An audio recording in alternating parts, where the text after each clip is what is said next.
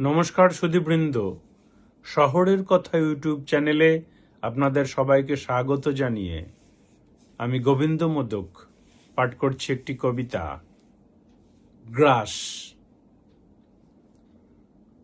রাশেদের কবিতার অনুবাদ করতে করতে আমি ভয়ানক একটা সত্য আবিষ্কার করে ফেলি। আর ঠিক তখনই তক্ষক নাগের একটি কবিতার বই কি করে যেন আমার হাতে এসে যায়। ঠিকই ধরেছেন, তক্ষক নাগ ছদ্মনাম মাত্র।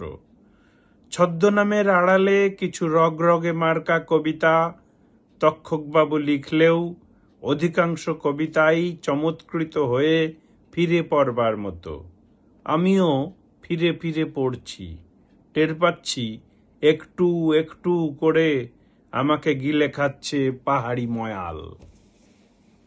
নমস্কার বন্ধুরা, পাঠ করলাম স্বরচিত কবিতার নাম গ্রাস। আপনারাও আপনাদের সৃজনকে, তা সে গানই হোক, নাচই হোক বা আবৃত্তিই হোক, পাঠিয়ে দিতে পারেন শহরের কথা ইউটিউব চ্যানেল দপ্তরে।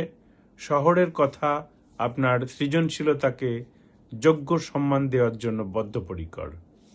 ভালো থাকুন, সৃজনে থাকুন, শহরের কথার সঙ্গে থাকুন। নমস্কার।